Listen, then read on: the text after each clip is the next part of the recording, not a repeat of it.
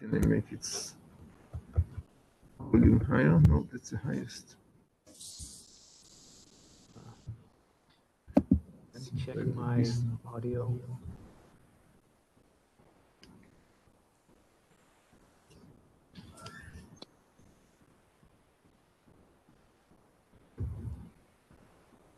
Is Ben coming over? See that he's disappeared from there. Well, Not sure. you don't know. No, because I'm in my apartment now, so I don't know if he's coming to the common room or something. So you're at home, right? Yes. Maybe. Oh, okay. So Ben said he has a medical emergency and then he has to leave. Okay. Yeah, maybe, yeah, his daughter or something. Gosh. Maybe I'll go get myself a slice of pizza. There's a pizza over here. I'll be right back.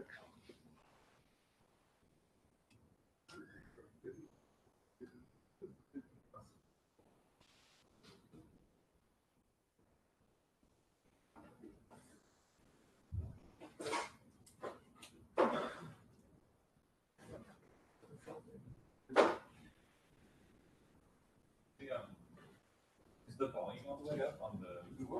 Is the volume all the way up? When I stupid laptop, yes. So, I don't think it works in the room. I don't think it works. No, it doesn't support the volume. So, I don't think it can. Wouldn't. Maybe. Can someone on the call talk? Hey, That's louder. Thank you. there is, Yeah, we're just checking the volume. okay.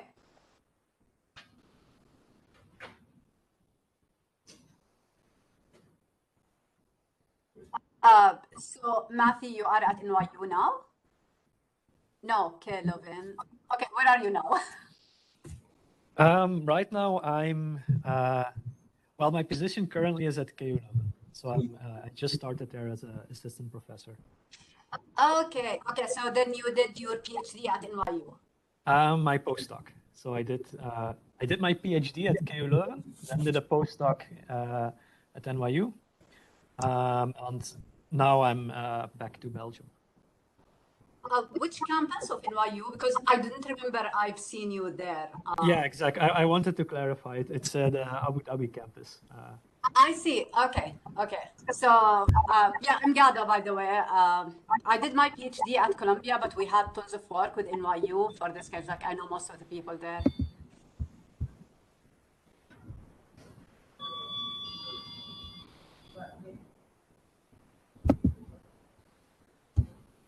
Okay, I'm assuming everyone can see my screen. I'm organizing my own screen now. All right.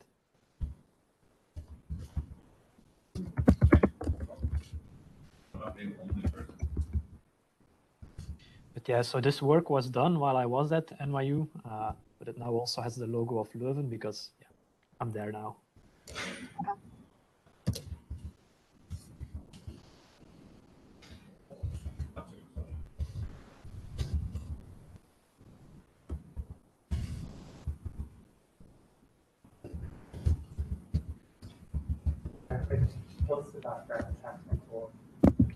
Okay, so guess we can wait a bit for people to potentially join up a bit late, if that's okay with you, Mathy? Yeah, sure, that's okay. Yeah.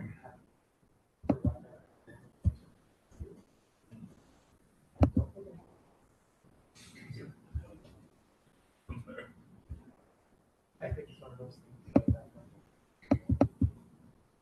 Yeah. Websites and works. Typically, that one. Like, hey.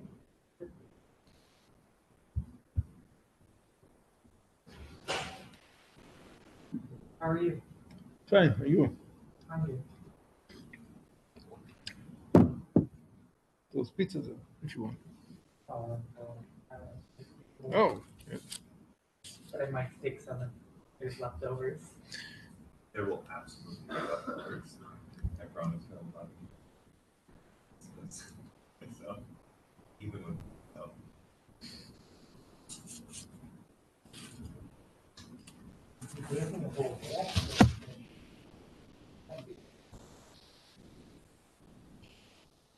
So if I'm right, I'm also being projected in a conference room somewhere, I assume. We are projected over here, and we see Okay. and we see your screen. Yeah, I think it's fine.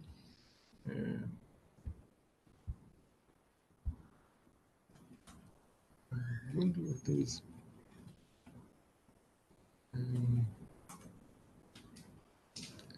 I guess maybe if I use the application, I could do it full screen. I wonder. Full screen.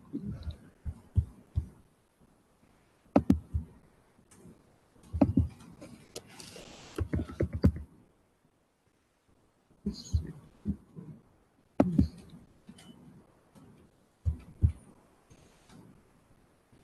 No, that's not what I wanted.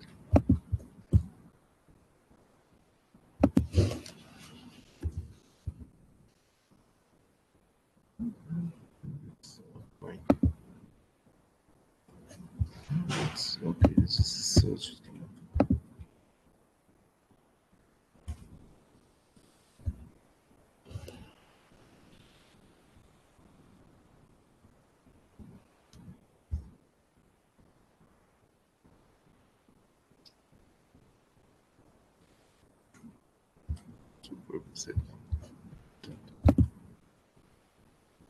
Okay, I think maybe we should begin. Okay, so yeah.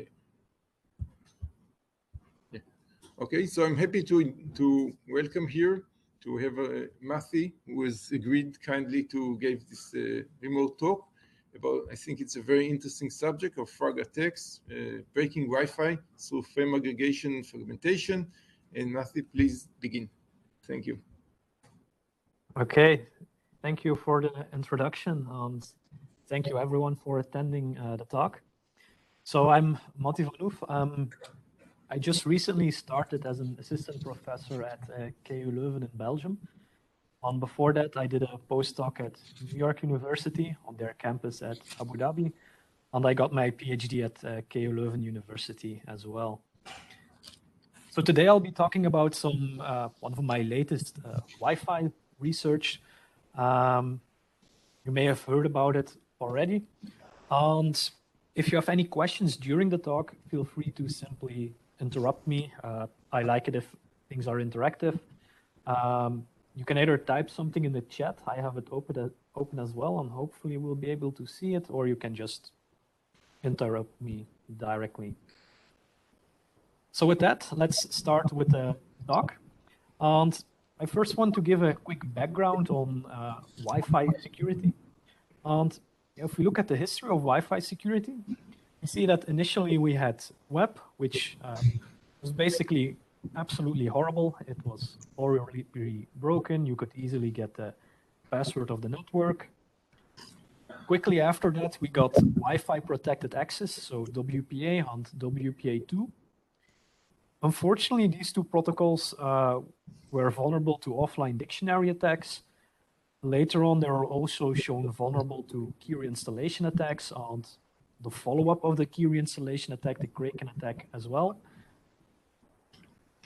However, even though we had this key reinstallation attack, now it's, well, in 2020, so it's still 1 year ago, the crack defenses were actually proven secure. So even if you were using WPA2, things seem to be okay, except you had these offline dictionary attacks. And to prevent those offline dictionary attacks, the Wi-Fi Alliance introduced WPA3. And in WPA3, they added a new handshake to prevent these dictionary attacks. Now, unfortunately, quickly after WPA3 was released, we did discover some side channels in the way that the passphrase was handled, which still allowed an adversary to recover to still do a dictionary attack.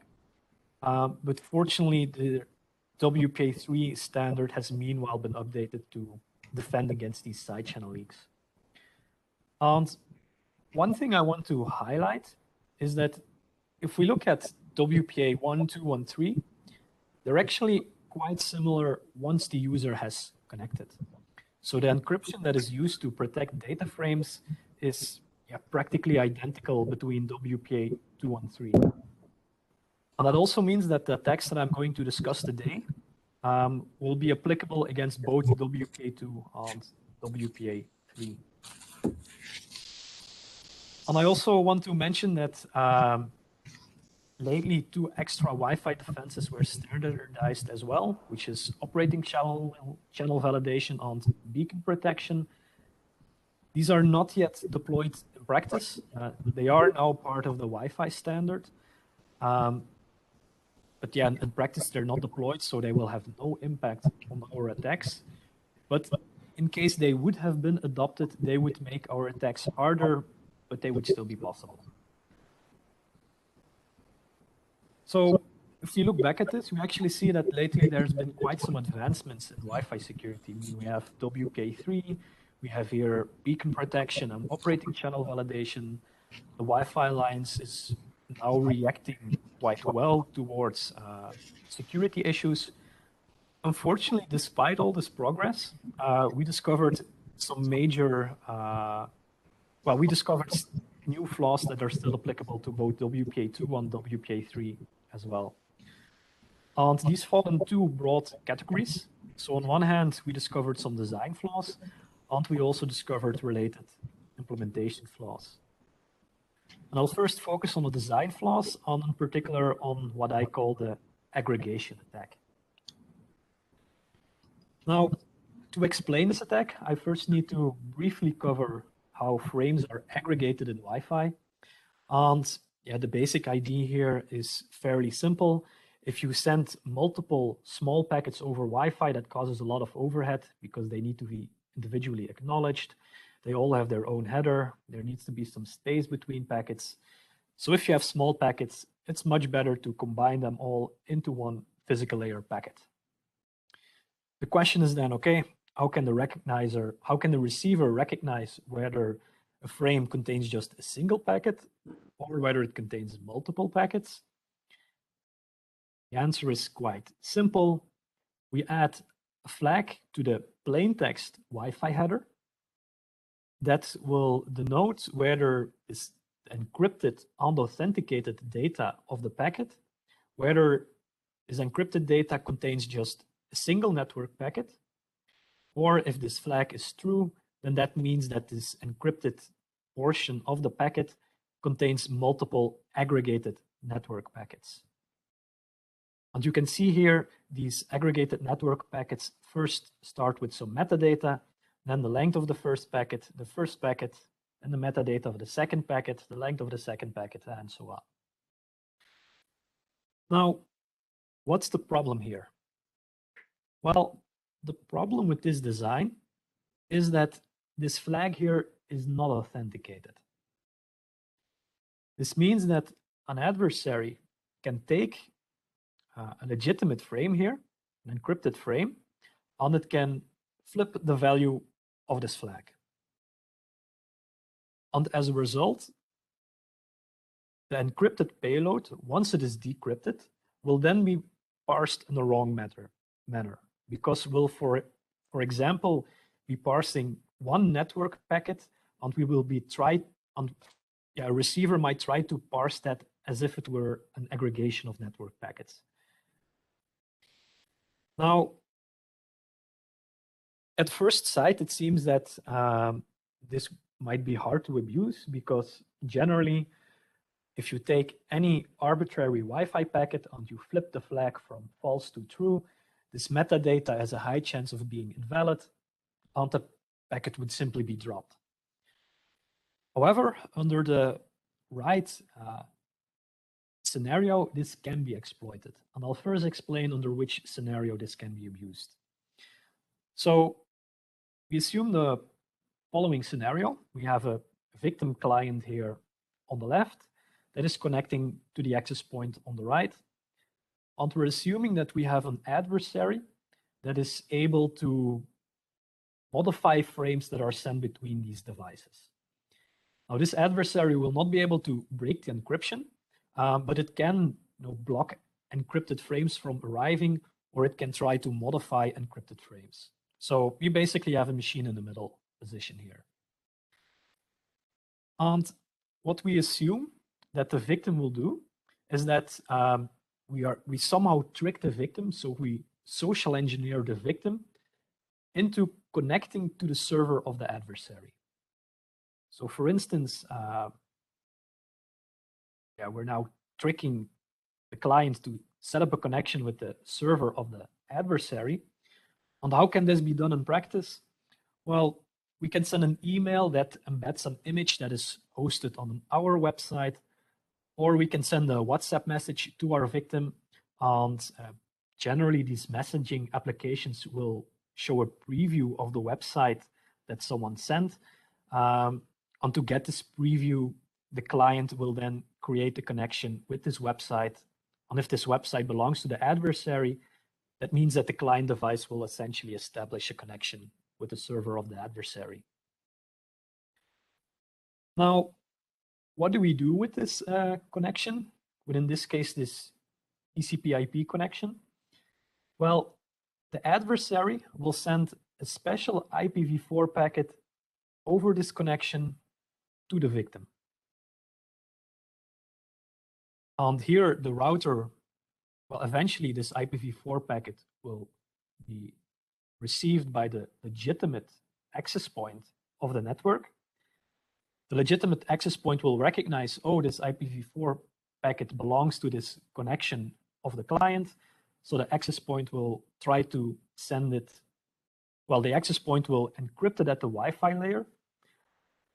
And then it will send this frame to the victim. Now, before this frame arrives at the victim, the adversary will block the frame from arriving. It will change this is aggregated flag in the header, and then it will forward this modified frame to the victim. And just to clarify here, our machine in the middle here is not able to modify the encrypted content of the Wi-Fi frame. So the encrypted content is this IPv4 packet. But the man in the middle, the machine in the middle here cannot change that. It can only flip this unauthenticated flag. But by constructing this IPv4 packet in a very particular way, this will actually allow us to inject arbitrary packets towards the client. And that's normally not possible because recall that the client is setting up a TCP connection with the server of the adversary, meaning that in a normal situation, the attacker can only send TCP data over that connection. However, by exploiting this flaw in Wi-Fi, we can now inject arbitrary packets, meaning we can also inject ARP packets, we can inject DCP packets, we can also inject ICMP v6 advertisements to, for example, trick the client into using a malicious DNS server. Now, as you can see here, this attack is not really trivial to perform in practice because on one hand, we need to social engineer the victim into connecting to the server of the adversary, and we need to be within range, within radio range of the victim as well.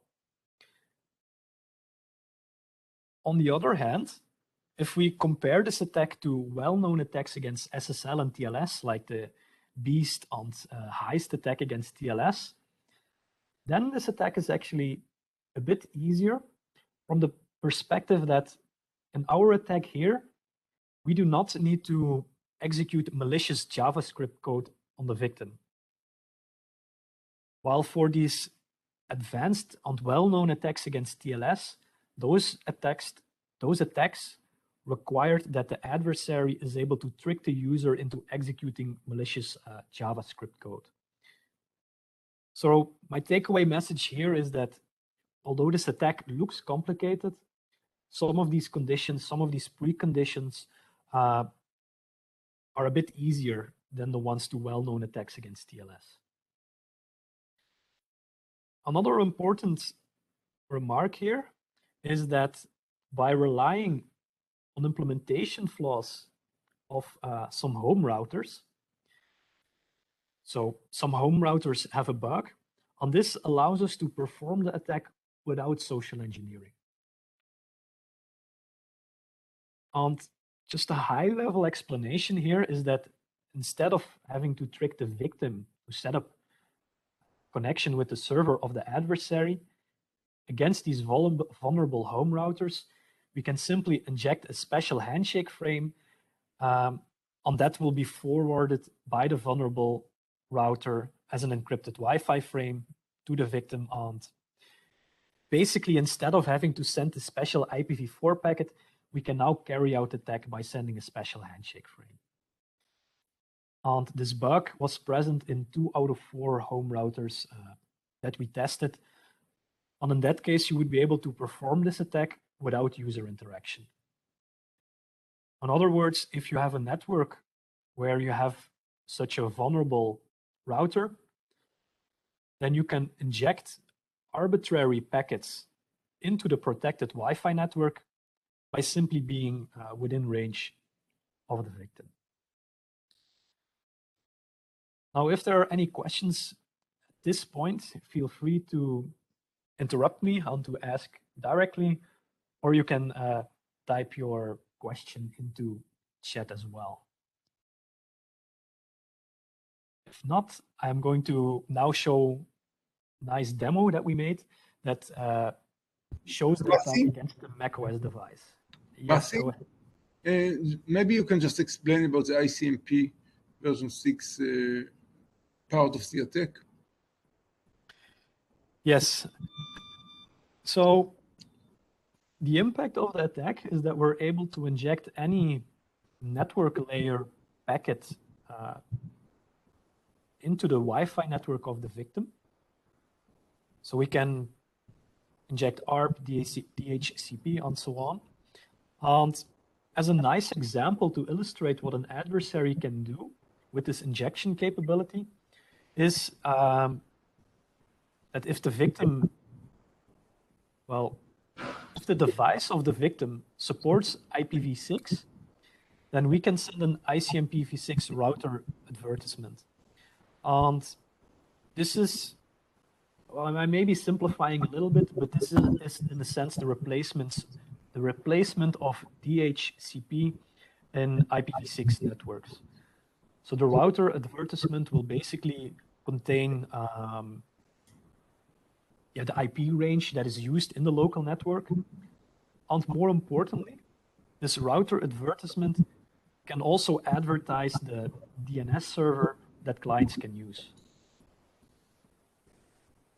So basically, if a device supports IPv6, and we can inject an ICMP v6 packet, which basically tells the client, hey, these are the IP ranges in this local network, and this is the DNS server that you can use. And combined with some other minor tricks, we can then force the victim to use this DNS server.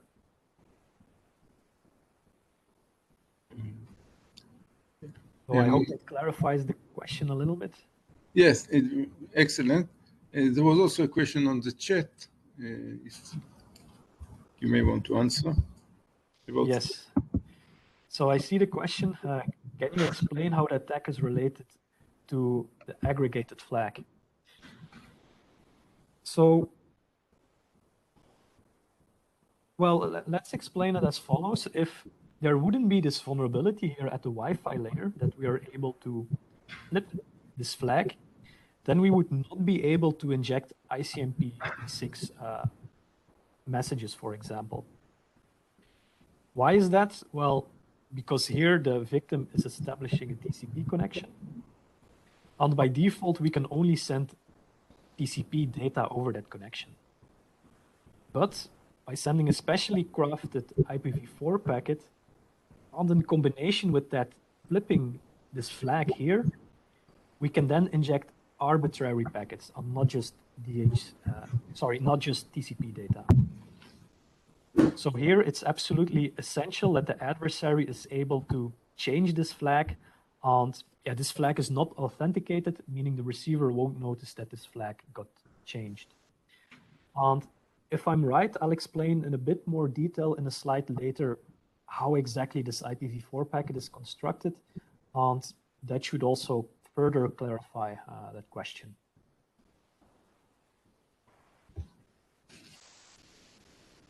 Okay. So I'll now show a demo. During the demo, feel free to type in more questions or think about them. So in the demo here, I'm going to attack a macOS device, and it's, as you can see, connected to a protected Wi-Fi network. And let's say I'm visiting a website that is by default not using HTTPS, which fortunately the NYU website is an example of.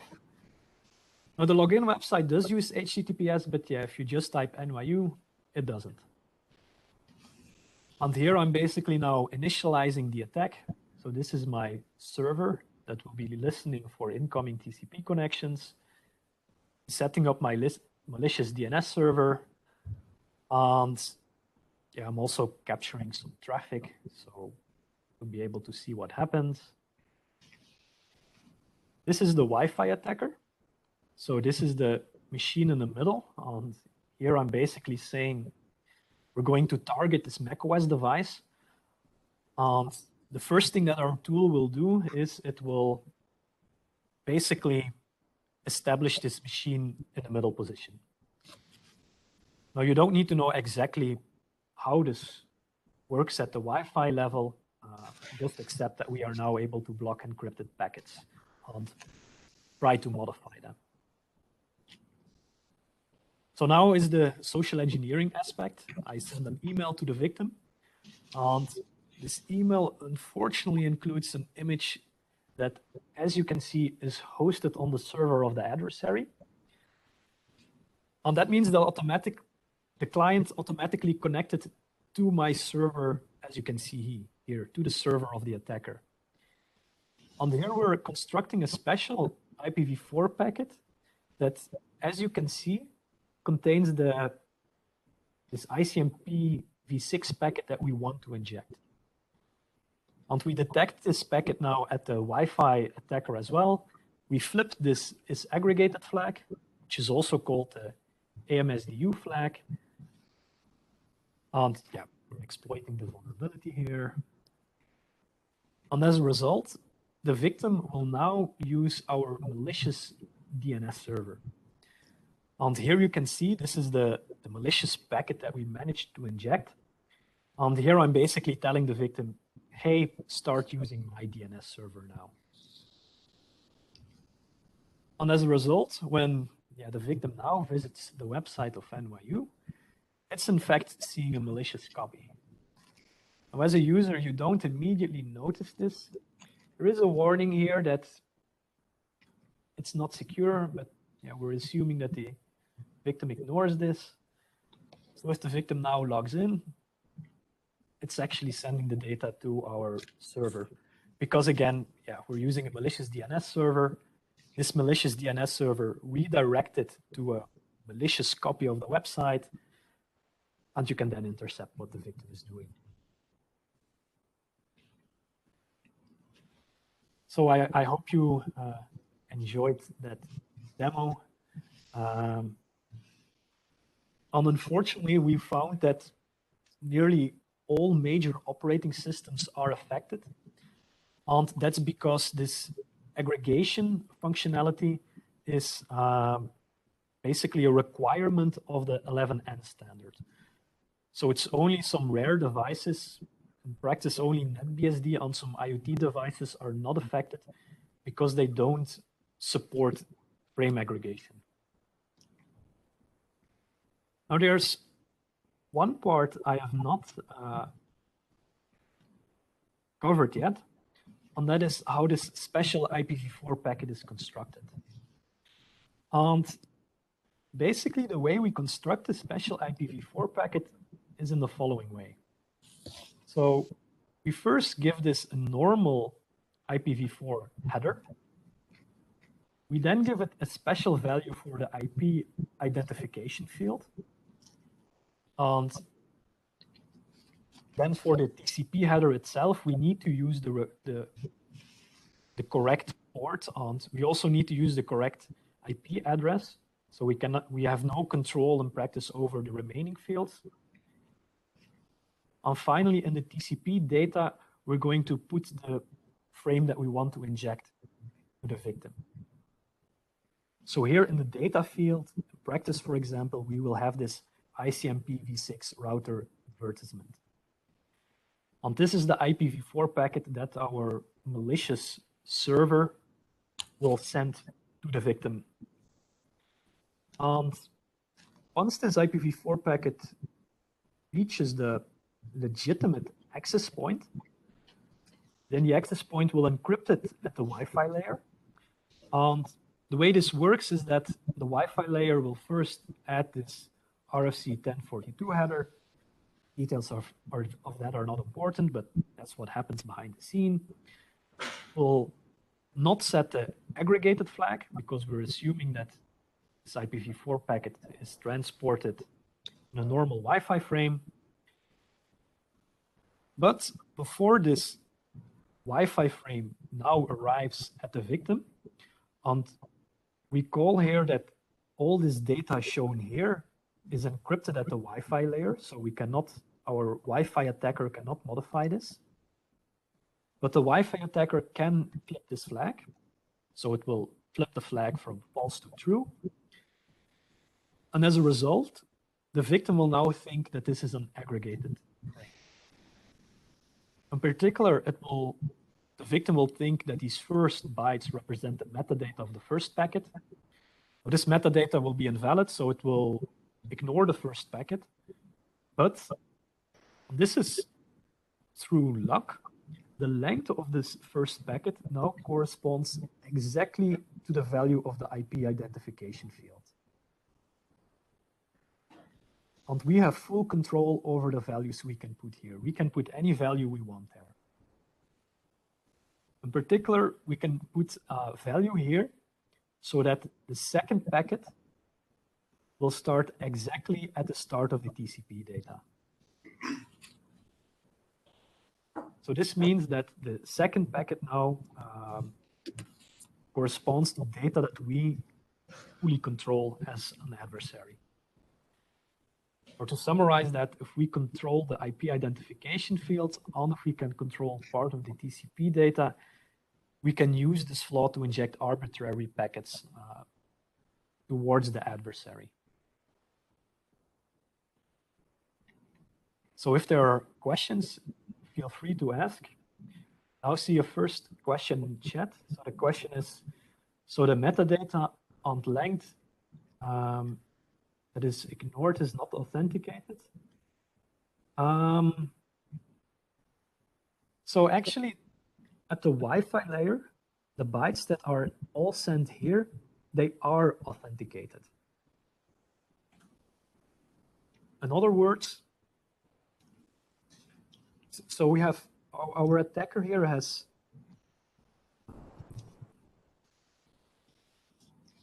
and in a sense we have two instances. We have on one hand we have the server of the attacker, right? And the server of the attacker can control the IP identification field on the TCP data. But the attacker cannot control these other fields because then the IPv4 packet wouldn't arrive at the adversary. But at the Wi-Fi layer, this whole packet is, all these bytes that I'm highlighting here are encrypted unauthenticated, meaning the Wi-Fi attacker cannot modify those. The only thing the Wi-Fi attacker can do is flip this flag. And because we constructed the packet now in this special way, does the attack work. So in a sense, here the metadata is authenticated, but what is not authenticated is the flag. Mathy? Yes. Can you explain about the metadata? I mean, what's the length of the metadata field? And right, I mean, how does it work really? What is the metadata there? Because it looks like you can't control the first metadata. Of course, you can completely control the second one, but it looks to me like you cannot completely control the first one. Actually, very limited control over the first one. So I guess it's really very important. What are the rules for the metadata, right? Yeah, exactly. And yeah, the metadata here is actually very simple. It represents the MAC address of the sender and the receiver of the Wi-Fi frame here. And the way most receivers work is that if they notice that the metadata has a MAC address that doesn't correspond to a valid or to a known sender or receiver, then the packet is just ignored. So in other words, if the metadata isn't valid, then it's just that sub packet that is ignored, but it will continue processing the next sub packet. So the length of the metadata is fixed. Ah, yes. The length of the metadata is indeed fixed. It's always, I think, 6 + 6 bytes, so 12 bytes. Right. So that's how you actually get to the exact length for the first packet which you want to get rid of, right? Because the length of the metadata is fixed, and then you just have the length, and right? Yes, yeah, indeed. So we know exactly how long this will be. As an adversary, we can then control this field. So this field is always 2 bytes. And this length field represents the length of the first sub packet. So basically, as long as we can control the IP identification field, we know exactly where the second sub packet will start. Mm-hmm. Yeah, and of course you control the IP identification field as an attacker. Yeah, which in fact is a huge coincidence, because if this wouldn't align this nicely, say that part of this length would have aligned here with the length of the IPv4 packet, or with some metadata of the TCP, like the TCP port, then this attack wouldn't be possible. So we're very lucky that the length here corresponds to the IP identification field, which we can freely control. Right, cool. Yeah, really cool and lucky. Yes. So I see that there's another question in chat, which is, give an adversary that already controls the IP any more power, or would it just provide cover for unsavory behavior? Don't know if I pronounced that correctly, but oh well. So, well, if you already control the access point, you in a sense already have full control over the network. So from that perspective, you don't gain much from this. But I guess you could use it as a cover to pretend that, no, it's actually someone else attacking you. But yeah, in a sense, if you control the access point, you already control the network. I would doubt that somebody controlling the access point would try to use that as an excuse. Oh, I didn't attack, but you were attacked by this complex attack. I think this will be the most incriminating defense anybody could imagine, but yeah. Yeah, I would say so as well.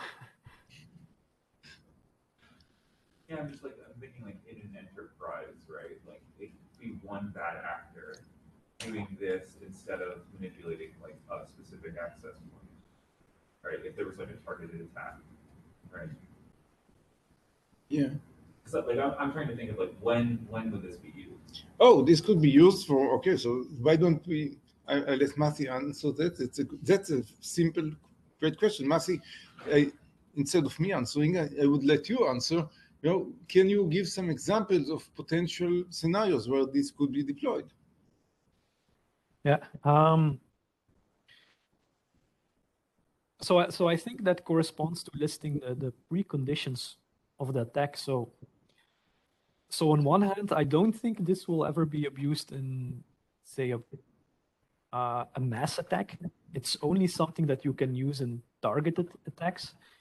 But let's say that, yeah, your target is really valuable and you're able to make them visit malicious websites, so you're able to get them to connect to your server. And if you are within radio range, then you can perform this attack. So yeah, as long as those two conditions are met, that you can basically social engineer the victim up to some point and are within radio range, then I think the best example is the demo website. So if you are able to send an email to me and are within radio range of me, then you can intercept my NYU password if I'm not paying attention. But yeah, I think that the question of the radio is important. You didn't really discuss it. I mean, what are the requirements? Because you do need to change packets here to hold packets, so you do need to interfere with the radio signal, right? So that is not just intercepting it. You do need to manipulate it. So can you elaborate on what? How feasible it is? What is the requirement for the attacker to be able to do it? Yeah, so I think this corresponds to the question here.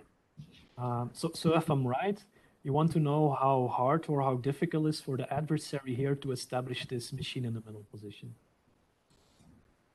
Would that be correct to say? Yeah. What are the conditions that the attacker can actually do this? Man in the middle here is that it needs to intercept the signal from the access point and then to manipulate it, and not in, so that the victim actually still receives it and so on. That is a non-trivial radio interference issue, right? Yes, indeed. So the way that this is being done is, so let me first and for all say that if you're within normal range of a Wi-Fi network, then that's possible to do. And how is this done exactly? Well, what the adversary does is it will pretend that it will basically clone the network on a different channel. So let's say that the legitimate access point is on channel 1. Adversary will clone the network, meaning it will just duplicate all the frames on a different channel, say channel 6. And then there's fairly simple techniques to force the victim to then connect to channel 6, to the channel with the malicious copy of the network. And yeah, what then happens is that the legitimate access points sends frames on channel 1. The adversary receives these, forwards them over channel 6, and the same way in reverse. So that's the trick here. The trick is that we put the victim and the legitimate network on a different channel. And then it becomes very easy to, yeah. And don't you need your signal to be stronger than the access point for that? Interestingly, no, because we can send what's called a channel switch announcement to the client to simply say to the client, hey, I'm now on a different channel. Please switch channels. That's really cool, because when we are doing these kind of wireless interception experiments, we're using this Hack5. They have these kind of devices for this hacking, and they do require to have a stronger signal. So I guess they're not using this methodology. Sounds like it's not a very complicated. I would love if you, okay, maybe later I'll ask you, get more information about this specific part of the attack. Sounds very useful, very nice. Yeah. So I can provide some extra information after the talk as well. Thank you. You want to ask from here? You want to come here, Reynaldo, so we can hear you. Just a moment, there's a question here. Come closer. So I think it might be a follow-up to Dr. Amir's question. Can the victim see? So, see, if you're trying to operate on a separate channel, would the victim be able to see both or just one? And I think I understand Amir's question. If it needs to be stronger, because I think it only pick up one if it's from the same access point. I'm not sure if it'll look at from the user's perspective, they won't see two separate channels, right? So once the victim here switched to the other channel, so to the malicious channel, it will only see one access point in a sense, because if you're on channel 6, you cannot see anything of channel 1. And what he explained, what Mathy explained is that you do not have to be stronger. There is some tricks that you change the channel. He said you don't have to be stronger in order to do that.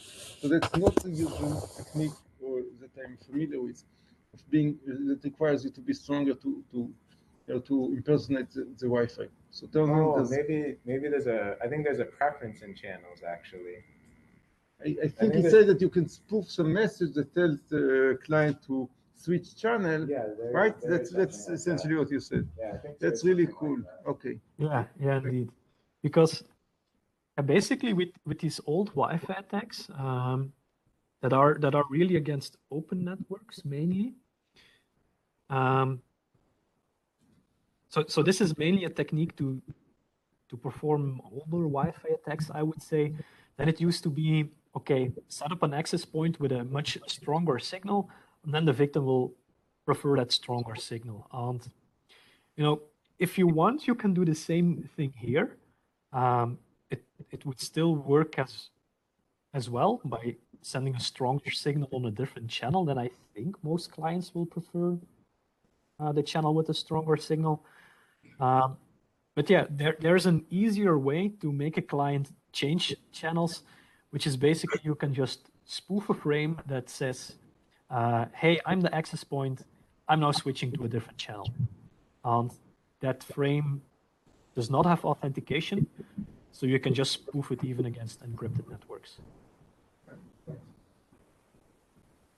That's a nice trick. Okay. So there was one more question in the chat. So all subpackets are authenticated together as one packet, not individually. Yeah, exactly. All these subpackets are authenticated together. Now let's continue. So that covers the aggregation attack. The second design flaw is the mixed key attack.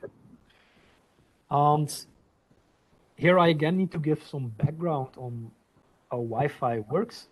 And in a sense, if we want to send very large frames over Wi-Fi, we have a bit of the opposite problem as before, in a sense that if this large packet now gets corrupted along the way, we would have to retransmit this whole large packet, which is inefficient. And especially if there's a lot of background noise, it's actually more efficient to split this large fragment, this large frame into multiple smaller fragments. So that if, say, fragment 2 is lost, we only need to retransmit fragment 2. Now this is all nice and well. Now the question becomes, how can we securely reassemble these fragments? So one thing to clarify here is that each fragment here is authenticated individually. And then the question is, how do you securely reassemble these separately authenticated fragments? Well, let me first and for all explain how this reassembly process happens in an open network. And if we want to reassemble plain text fragments, then first and for all, we need to add some kind of sequence number to basically denote that all these fragments belong to the same original packet. On this original packet, or well, this original frame is here denoted by S. Now we also need to know the order of these fragments. So every frame also needs to have a fragment number, and we need to know what the last fragment is. So we need another flag to indicate once we have received the last fragment in the sequence. And in an open Wi-Fi network without encryption, this is sufficient to reliably reassemble fragments back to the original frame. In an encrypted network, every fragment also has a so-called packet number on top of the sequence number. And that's just the way Wi-Fi was designed. So you have both the sequence number that is the same for every fragment of a packet. And then next to that, you have a packet number, which acts as a nonce and as a replay counter. And with this information, we now have, well, in an encrypted network, all these fields here are authenticated, meaning an adversary cannot change the fragment number, so it cannot internally reorder fragments. It cannot change this flag here to indicate what is the last fragment. Most parts of the header are also authenticated. So at first sight, this actually looks secure, because based on this here, I cannot reorder fragments. I cannot mix fragments of different frames. This all seems good.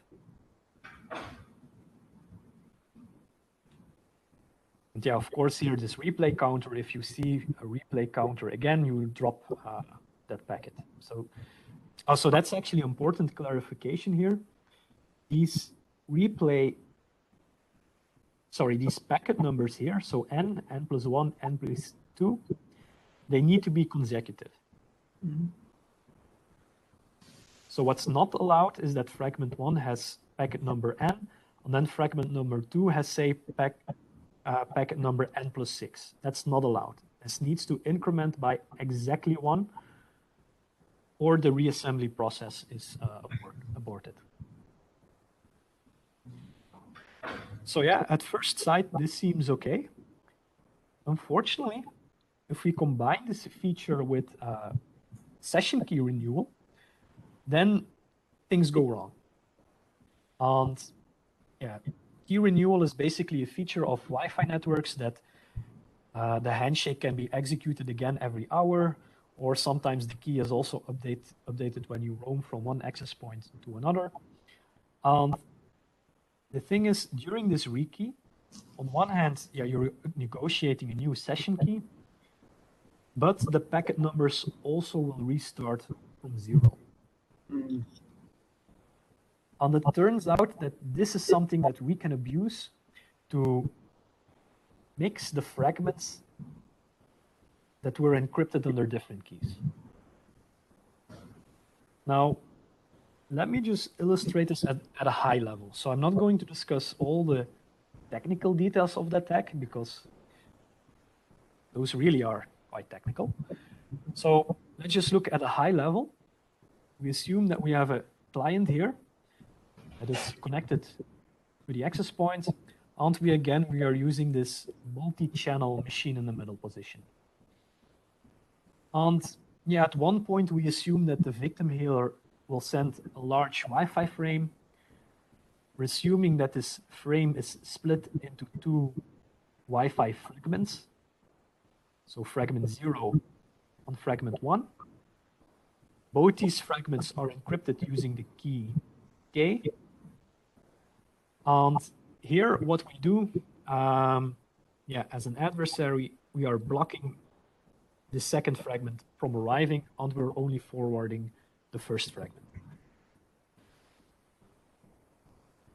Then we assume that at some point the network will update the session key from, in this case, K to M. And as I mentioned, when we update, well, when this rekey happens, the packet numbers will also restart back from 0. Because the keys changed anyway, so right, why not just reset the packet numbers to 0 as well? Well, the problem now is that at some point the victim will again send a fragmented frame, and in this case it's encrypted under key M. We're now blocking the first fragment from arriving, or only forwarding the second fragment. And if we very carefully time this attack, then in this case, the access point will reassemble these two fragments together, while these two fragments actually belong to different original frames.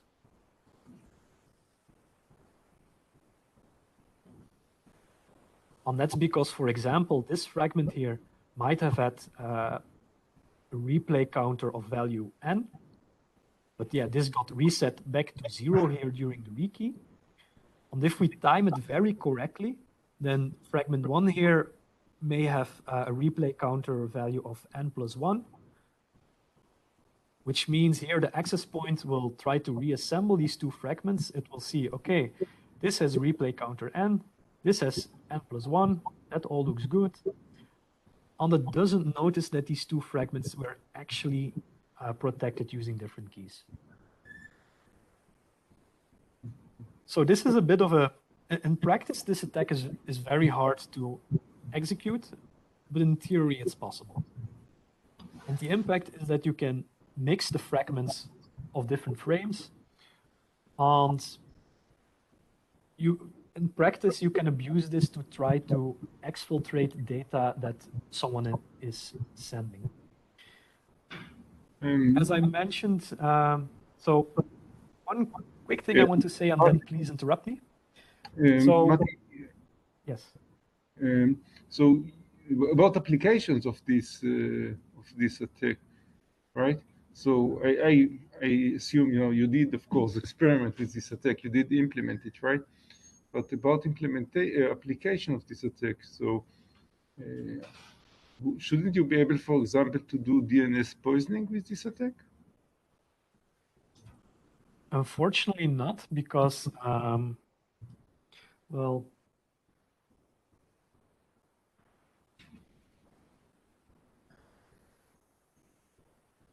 that's going to be very hard. So as far as I know, that's not possible. Interesting. Okay. Because we can only take existing frames that are sent over the Wi-Fi network, and then somehow split them and mix them together in a unexpected way. Yeah, what you would do is you would have two DNS queries, right? One going to the victim server that you're trying to poison the response, one going to your own server, and then you can control the second part of your own packet to put the poisoning, and you're piggybacking on the first part from the response from the legitimate server. You're using all the DNS data from there. So I think that this should work, but it's definitely tricky. It's very similar to we have done this kind of poisoning attacks against DNS, but that was using IP fragmentation, which is kind of a bit similar to what you're doing here, right? So it actually links the fragmentation attacks of IP layer, and here that you're doing fragmentation attacks in the Wi-Fi layer. So that's kind of nice to have the two fragmentation attacks linked together. But yes, it's not trivial, definitely. And particularly this UDP stuff, UDP checksum to handle. I wonder if you tried even to get around the UDP checksum. It's not trivial, but at least in the IP, it was definitely doable. Yeah. So I was indeed also thinking about the checksum. That's one hard aspect. Yeah, I think I've read some of the DNS fragmentation papers. What just came into my mind right now is that what might be possible is that, but that again won't be easy. Maybe you're able to exfiltrate the the port that is used for DNS requests and are then able to spoof a reply. Yeah, that's what. That might be possible. I mean, you don't know which port the request came from, of course. That's you know, when source port randomization, but you don't need to know it because this is in the first fragment anyway, right? So you just need to fix the UDP checksum, but it is possible to fix the UDP checksum because you know exactly, you know, the boundary, and all you need to know is you need to know what is exactly the second fragment, the legitimate one, the one you're trying to spoof. And normally you would know it because it's constant. So you could compute the difference that you need to introduce into the UDP, and that's how we fix the UDP checksum. So yeah, so this is well, that part is definitely doable. We've done it, right? But yeah, so of course there are some nice challenges here, but then you could use this attack to exactly do the DNS poisoning. Yeah, okay. Right. We have this nice collection of different ways to do DNS poisoning. It would be nice to have one more, you know. But yeah. Yeah, so I think at first sight it might indeed be possible. Yeah. Unfortunately, this is a very tricky attack at the Wi-Fi level, but if you can indeed reuse the first fragment of the legitimate DNS and then yeah, you still need to social engineer the victim to connect to your server so you can send this second part of the DNS message somehow. But yeah, if you get all the right conditions, I think, I would say so. Yeah, possibly. Okay, are there any other questions or remarks up to this point?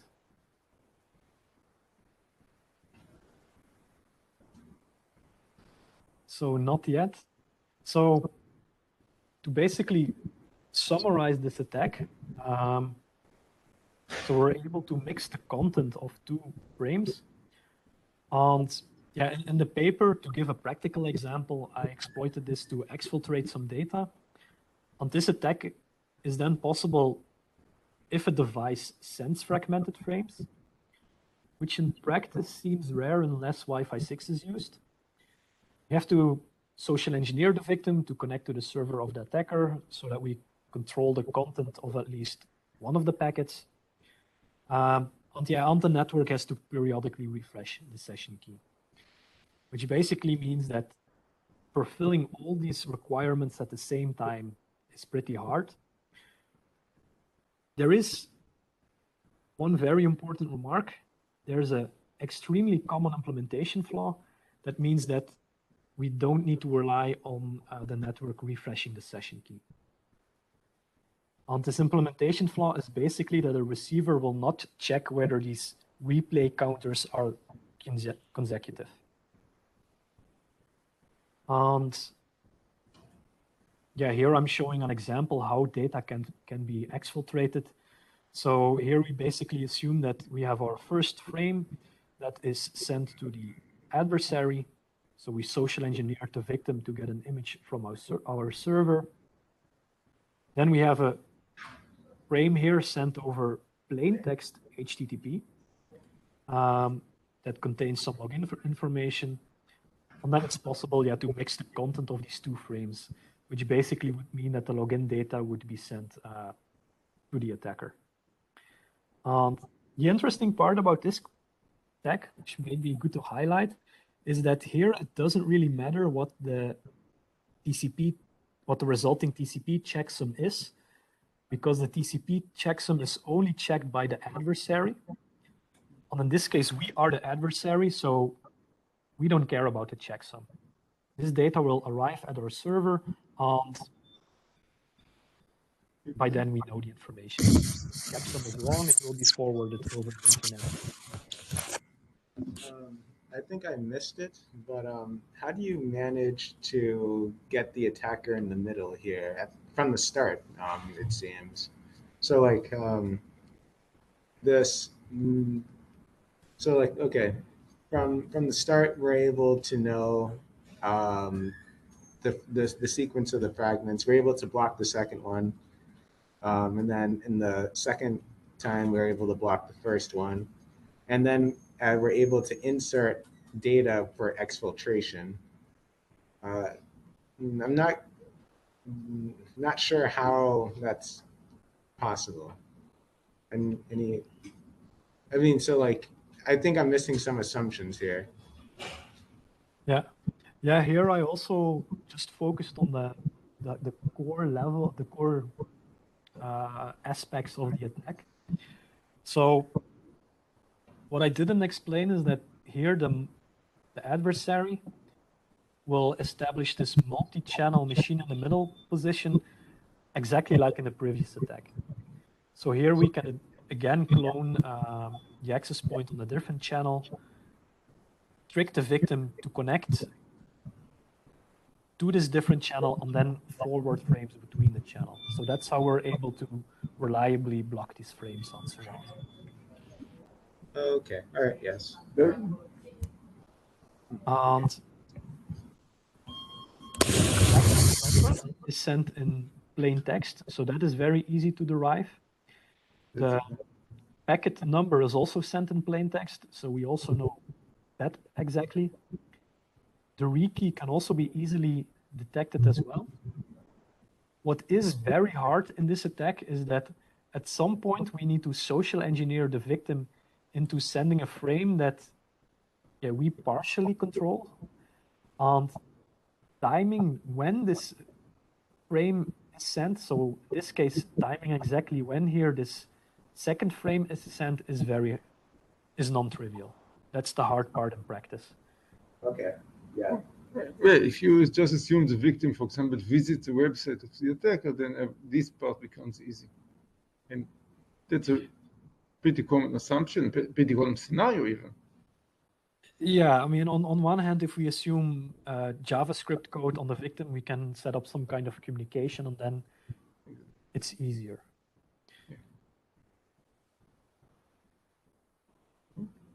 So it's definitely possible, just tricky in practice.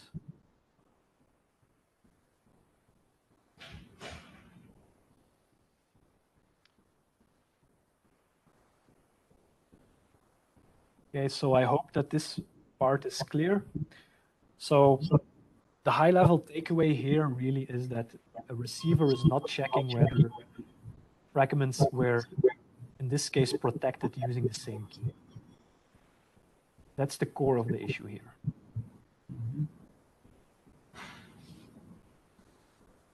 Okay. So we now come to the third design flaw, which I call the fragment cache attack. And I'm again going to give a high-level explanation here. And the problem is that fragments are not removed from memory after the client disconnected. In this case, this can be exploited against what I call an authenticated hotspot, which is, for example, eduroam. And with eduroam, it could also be that a malicious person is connecting to your network as well. For instance, if I would visit your university, maybe you don't trust me, but I can connect to exactly the same access point that you are using. So I can use my own personal credentials to connect to the access point. I can even spoof your MAC address because that's public information anyway. And I can then send an encrypted fragment to this access point. And I, of course, encrypt it using my own keys. So the access point will decrypt this fragment, and it will store the plain text version of this fragment in memory. And because I spoofed your MAC address, it will also be storing this fragment as if it came from your MAC address. And then if I, as an adversary, now disconnect, this decrypted fragment will stay in the memory of the access point. It's not cleared. And if the legitimate client then connects, then what we can do is that when the victim now at some point will send a fragmented frame, we can trick the access point into reassembling the second fragment with this malicious first fragment.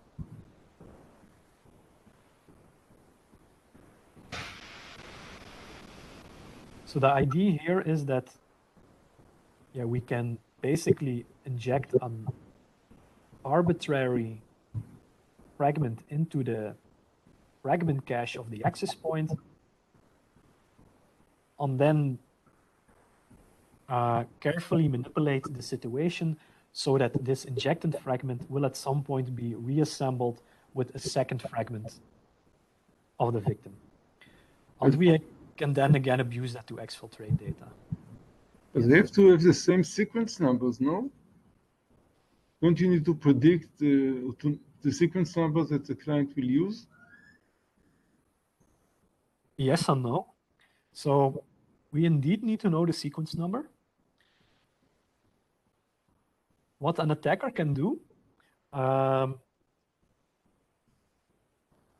see if that's actually possible. Well, sequence numbers on one hand are incremental, so we can do that. And we would also be able to inject multiple fragments under different sequence numbers. I think the sequence number is 12 bits long. So in practice, okay, you have to be a bit careful, but it's doable to predict it. No, actually, I just remembered. We don't have to predict the sequence number because that's not authenticated. So let's say I'm injecting this fragment here under sequence number S. If the client then uses a different sequence number, then, oh well, I just overwrite that sequence number to the value S. And yeah, the sequence number is not authenticated, meaning the receiver won't notice that we changed it. It's only the packet number that is authenticated, but not the sequence number. Okay. So maybe it's good to do a quick recap on fragmentation here. So basically all fragments of the same frame have the same sequence number S, and all these fragments need to have an incremental packet number.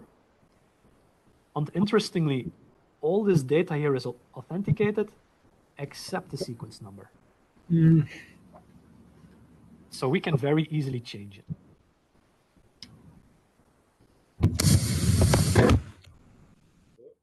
No, that's not good. I mean, you can actually ask your question. Yeah. Just the screen here. Okay. So about the cache flaw, is there, and does the cache, I guess there's a temporal importance to this, right? You need to do this before the cache item before it gets removed from the cache. Do you have any idea on the constraints that are needed for this attack related to the cache specifically? Yes, so it's indeed important that this malicious fragment here is not cleared from memory. And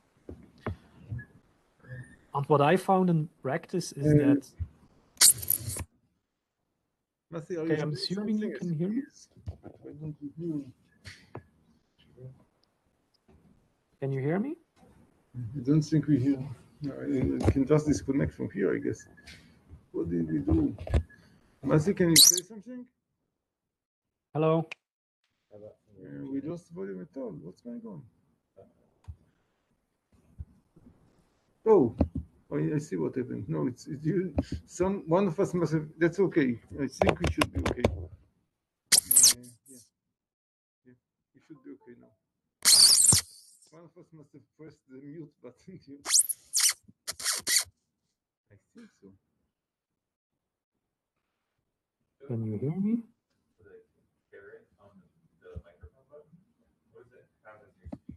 You mean here? Testing.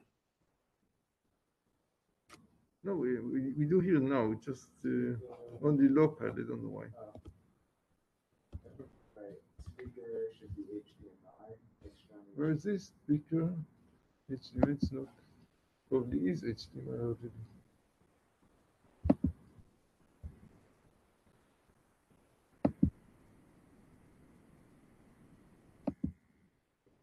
I don't know if you're hearing or not.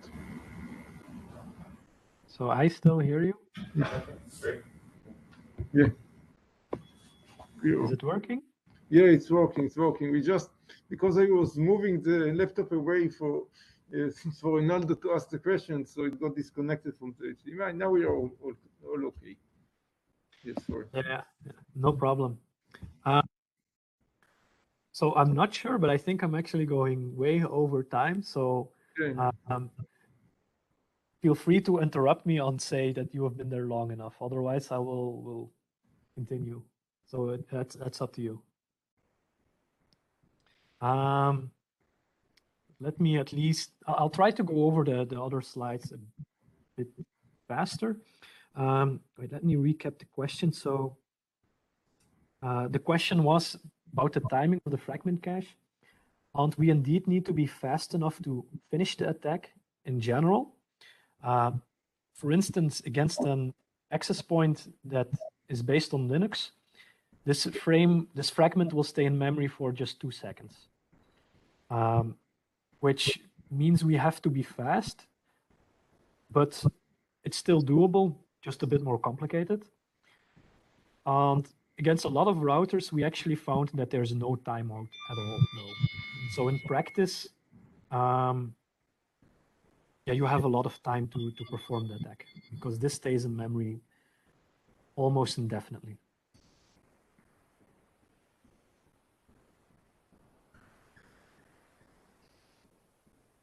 Okay, so to summarize the impact of this third design flaw, we can abuse this to exfiltrate data, or under the right circumstances also to inject packets. In this case, this attack works against what I call a hotspot-like network where people distrust each other. And a very nice example is eduroam. And the second condition is that the client must also send fragmented frames, which seems to be uncommon currently, but will likely become a lot more common once Wi-Fi 6 is more popular. Now, what's very interesting here is that in principle, the very old web protocol is also affected by this attack. And web is even affected by the mixed key design flaw as well. Now, web is horribly broken for a lot of other reasons as well. But this does show that, in a sense, the real underlying cause of these flaws have been part of Wi-Fi since a long time. Now, for the next part, I want to discuss a bit of the implementation flaws as well. So apart from these design flaws, we also discovered some implementation flaws. And some of these are surprisingly easy. In particular, sometimes plain text frames are accepted by constructing them in a special way. So if we, for example, send a plain text fragmented frame, that's accepted by a receiver, or if it has a broadcast destination address, it's accepted. Or if we send plain text frames while the client is still connected, then some vulnerable device is accepted as well. And yeah, this was surprisingly common. For example, Apple and some Android devices were vulnerable. Some Windows network cards were vulnerable. Certain home and professional access points were vulnerable, and so on. And yeah, in this case, you can trivially inject frames if a device is vulnerable like that. There's a very nice demo here. We here have a power plug, a smart power plug, which you can manually turn on and off. But if you're vulnerable to this kind of attack, and because this power plug doesn't use any extra protection, anyone close to your Wi-Fi network can just remotely turn it on and off. And yeah, in a sense, it's not surprising that these IoT devices have these kinds of vulnerabilities, right? I mean, it's basically what we assume all the time. But what is interesting here is that, in a sense, Wi-Fi is the last line of defense, because a lot of times to exploit these IoT devices, you at least need some kind of foothold into the network of the victim. But now using these Wi-Fi attacks, we have exactly that. We have access to some form of access to the victim network, meaning we can now exploit vulnerable devices in the network under the right conditions.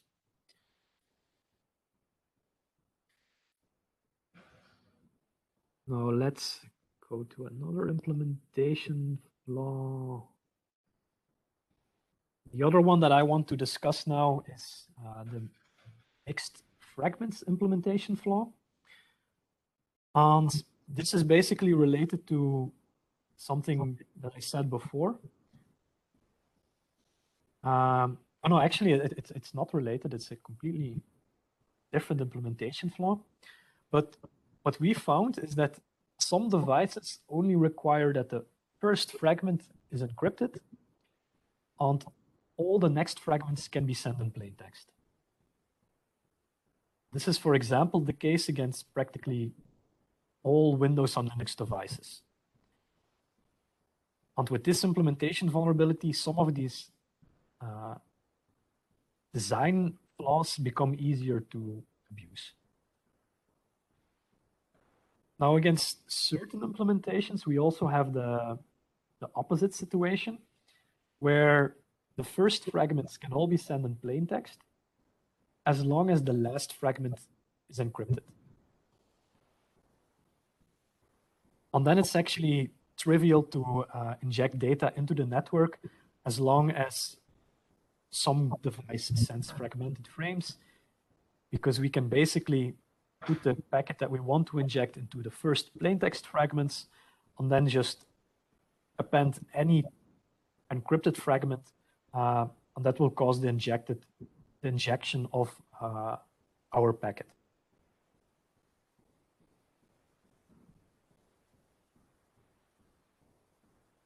I think this is now the last implementation flaw that I want to highlight. And this is that a lot of implementations don't check whether these packet numbers here are actually consecutive. In fact, it's so bad in practice that nobody checks this except Linux. So the only implementation that we found that checks for this condition is Linux. And even Linux didn't used to check this all the time. It was only in an update about 2 or 3 years ago that Linux started checking this. And with this implementation flaws, yeah, it becomes much easier to do this mixed key attack. And actually, it's not yet the last implementation flaw that I want to discuss. There is one more. And that's actually very interesting. Because we have now been discussing flaws that abuse aggregation and fragmentation. And you would think that, okay, let's say a device doesn't support fragmentation and it doesn't support aggregation, then you might think, then surely at least there is one device that is secure. Unfortunately, that's not the case, because these devices that don't support fragmentation, they will treat every individual fragment as if it were a full frame. And combined with some, under the right conditions, that can be abused to inject frames. Basically, if you're able to send a packet to the victim where you control, say, the end of the frame, that would mean that, okay, the first fragment contains data you wouldn't control, but then the second fragment would be fully under your control. And then against a vulnerable device like this, you would be able to inject arbitrary packets by including the packet that you want in the second part of the frame. That second part will then be sent in the second fragment. And the vulnerable implementation will treat this second fragment as its own individual packet. But what I don't, so my goal here is actually not to highlight the really details of this flaw. The main thing I want to highlight here is that this shows that all devices are vulnerable. at least all the devices we tested are vulnerable. So it could in theory be that there is a secure device, but I haven't found it yet. So yeah, we have a lot of vulnerable devices. We created a tool to test both clients and access points for vulnerabilities. You can check out this tool at the following link. You need the password of the network to test devices, so you cannot use this as an attack tool. But it's a very nice framework to perform these attacks. I'm of course a bit biased, but if you ever do Wi-Fi research, I do recommend to check it out because I think it's also can be used as a nice basis to perform your own Wi-Fi experiments, basically. Okay, do I still have a little bit of time to end, or should we wrap up? I think we should better wrap up. Yes. Show people rush places and so on. So I think we'll let you conclude, right? So apologies for the long this long time of the talk. I really enjoyed the interactive discussions, though. For more information, you can visit the following website. And thank you very much for your attention. Thank you very much, Mathy. Thank you.